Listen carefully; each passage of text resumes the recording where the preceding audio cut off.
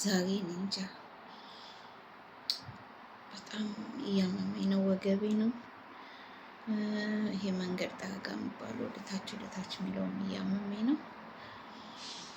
ላልሄድ ነበረ በደንብ እንዲመጣ ልጠብቅ ነበር፣ ግን መሄድበት ሆስፒታል ሩቅ ስለሆነ ሄዶ ቼክ ማድረግ አይከፋም። ጸሎቴን አድርጌ ጨርሼ አሁን ልሄድ ነው። ልጄ ትምህርት ቤት ናት፣ በዛ ወስዳታለሁ። የሚሆነውን ነገር እናያለን። እንግዲህ ዛሬ ወገብ ህመሙ እና ይሄ ወደታች የሚለው እየባሰ ስላስቸጋኝ ፈርቼ ነው። እና ምናልባት በኋላ እንኳን የሆነ ነገር ቢፈጠር ርቀቱ ስለማይመች ለዛ ነው።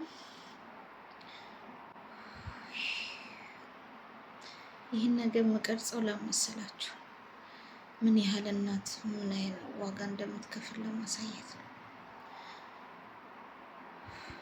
እንጃ ባኪያ ጊዜ ብዙ እንደዚህ ያው ቅርብም ስለሆነ አጠገቡም ቴዲ ሰው ስላለለት ነበረ። ግን አሁን ብቻውንም ስለሆነ ማስጨነቅ አልፈለግኩም ነበር፣ ግን ፈራሁ። ድንግል ማርያም ትከተለኝ እስቲ። መኪና ውስጥ በጣም እያመመኝ ነበር። ቶሎ ቶሎ ባይሆንም ህመሙ በጣም ነበረብኝ። ያንን ህመሜን ላለማስታወቅም በጣም እየታገልኩ ነበር። ምክንያቱም እሱ እየነዳ ነው። እኔ በጣም መታመሜን ማወቅ የለበትም። ልጅ ኦልሬዲ ተኝታለች። እሷ በጣም ተጨንቃ ነበረ። በዛ ይዘና ስንሄድ እና ጨልሟል። ሆስፒታል እንደደረሰን በጣም በፍቅር ነው የተቀበሉኝ። ከመመሪም በኋላ የራሴ የምታውቁት ስደት ላይ የየራሳቸው ክፍል ነው የሚመስለው፣ የተከፈለ በመጋረጃ ነበረ። ከዛ እዛ ላይ የልጁን አቀማመጥ እንዲሁም ልብ ምቱን ምናምን ቼክ እያደረጉ ነበር። ይሄ ሆድ ላይ የሚጣበቅ ነገር አለ፣ የሚያስቀምጡት ነገር። እሱ ትንሽ ምቾት ነስቶ ነበረ። በጣም ያምን ነበረ። በጀርባችሁ ተኝታችሁ በቃ ወደዚህ ማድረግ አትችሉም። ብቻ ትንሽ እሱ ረብሾኝ ነበረ። ተመስገን ብቻ የልጄም ጤንነት የኔም ጤንነት ደህና ነው ተብያለሁ። ግን ችግሩ ምን መሰላችሁ? ብዙ ማህፀን ያልከፈተም የከፈተው 2 ብቻ ነው። 2 ብቻ ከከፈተ ግዴታ 10 መክፈት አለበት ማህፀን 10 ሴንቲ።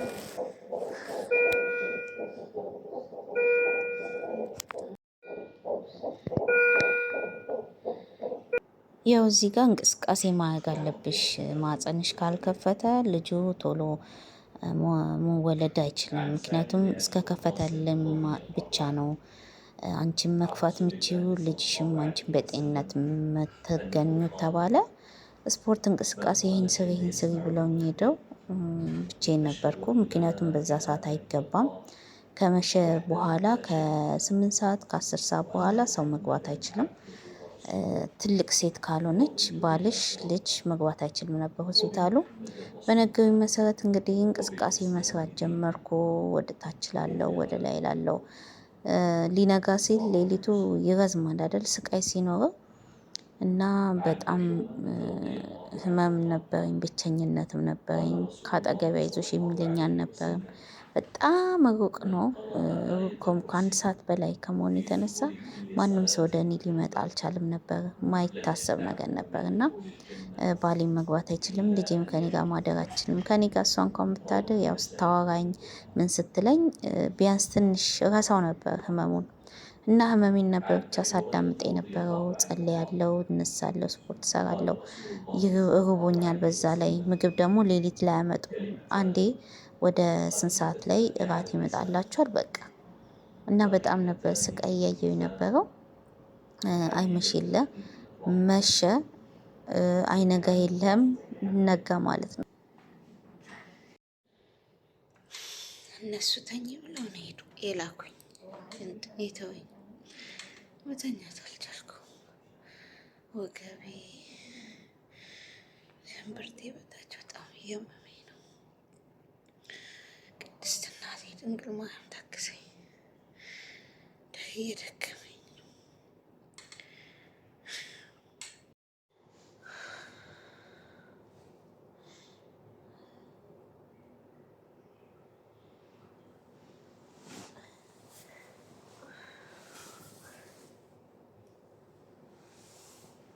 እዚህ ጋር በጣም ነበር ወገብ የሚያመው። እኔ እንጃ እኔ 10 ዓመት ስለቆየ ግን ምን ይሁን ህመም ሁሉ ሳይረሳኝ ይቀራል ብላችሁ ነው። እና በቃ የሆነ ሰዓት ደግሞ ታውቁታላችሁ፣ ምጥ ላይ ሆናችሁ የሆነ ሰዓት ጸጥ ይላችሁ የለ ቁጭ ብዬ መጸለይ ጀመርኩ። እንደነገርኳችሁ የሆነ ቪዲዮ ሰርችላችሁ ነበር። መጽሐፍ ቅዱስ የመቁጠሪያ ሁሉም ነገር ነበር ያስኩትና እየጸለይኩ ራሴን ማረጋጋት ጀመርኩ። ነክቷል ግን ቢነጋም ሰው አልመጣም። ባለቤቴና ልጄ የሚመጡት ከሰዓት ነው። ምክንያቱም ልጅቷ ትምህርት ስላላት ጸሎት አድርጌ ስጨርስ ደግሞ እንደተለመደው ቁርስ እበላለሁ ማለት ነው። አሁን እዚህ ጋር ያያችሁት ጠረጴዛው ላይ ማታ ይመጣልኝ ነው። ቁርስ ገና አልገባም፣ እየጠበቅን ነው። እና እዚህ ጋር ትንሽ ከፋኝ፣ በጣም ከፋኝ። በጣም አሁን ራሱ ቮይስ እያደረኩላችሁ እምባዬ መጥቷል። ብቻ ምን ብዬ ልንገራችሁ፣ በጣም ነበር የከፋኝ። ለምን እንደከፋኝ ታውቃላችሁ? ሰው እያለኝ ምን እያለኝ ብቸኛ መሆኔ። በጣም ብዙ ሰው አለኝ፣ ግን እንዴት ብለው እዚህ ይምጡ? 1 ሰዓት በላይ ነበር መንገዱ፣ መሽቶ ነበረ የዛን ሰዓት የወጣው ጊዜ እና አለቀስኩ። ከአጠገቤ እህቷ ይሁን እናቷ አላወቅኩም። ምን ላርግልሽ ስትላት፣ ይሄን ልስጥሽ ስትላት፣ ይሄን ላርግልሽ ስትላት በጣም ከፋኝ። ብቸኛ መሆኔ በቃ አጠገቤ ሰው አለመኖሩ በጣም ከፋኝ። በጣም በጣም ከፋኝ። የሆነ ሰዓት ግን ነቃልኩን። እንዴ ለምን ይከፋኛል? አጠገቤ ፈጣሪ እኮ አለ፣ ድንግል እናት ያለች፣ ቅዱስ ገብርኤል አለ፣ ቅዱስ ሚካኤል አለ። ማጽናናት አለብኝ፣ ራሴ ማረጋጋት አለብኝ ብዬ ወደ ጸሎቴ ጀመርኩ። ጸሎቴን ስጨርስ ደግሞ ያው እንደተለመደው እንቅስቃሴ ጀመርኩ። አሁንም እየመጡ በመሀል ያው ቪዲዮ መቀስ ስለማይቻል ነው። እነሱ ሲመጡ በመሀል እየመጡ ቼክ ያደርጉልኛል። ምንም የከፈተ ነገር የለም። እኔ ለምን እንደመጣው ታውቃላችሁ? በችኮላ አንደኛ በጣም ኃይለኛ የመጨረሻው ምጥ ከደረሰ መኪና ውስጥ ከአቅሜ በላይ ከሆነ ስቃይን ሲያይ ቴዲ ምን ያህል ሲነዳ አስባችሁታል? በጣም ያ ነው የተሰበኝ። ለዛ ነው እኔም ቶሎ በጊዜ ሊሄድ የፈለግኩት ህመሞቹ ሲጀምረኝ። ግን ምንም አይነት ነገር የከፈተ የለም ነገር ተባልኩ። እዛው 2 ላይ ነኝ። የሆነ ሰዓት ግን ዶክተሯ መጣችና በቃ ወይ ሂጂና ነኝ ወይ ደግሞ ከሳምንት በኋላ ነኝ፣ ካልሆነ ደግሞ የምጥ መርፌ እንውጋሽ አሉኝ። ምንም አማራጭ ስላልነበረኝ የምጥ መርፌ ተወጋው። እሱ ከተወጋው በኋላ በቃ ህመሙ ትንሽ በርቶብኝ ነበር። ደስ የሚለው ግን እንደዛም ሆኜ ምግብ አይከለክለኝም። የመጣልኝን ትንሽም ቢሆን እቀምስ ነበር። እንክብካቤያቸውም ጥሩ ነበር። በምትፈልጉት አይነት ነበር፣ ቁርስ፣ ምሳ፣ እራት በእናንተ ትዕዛዝ ነበር የሚቀርበው። ዛሬ ቀን 3 ነው።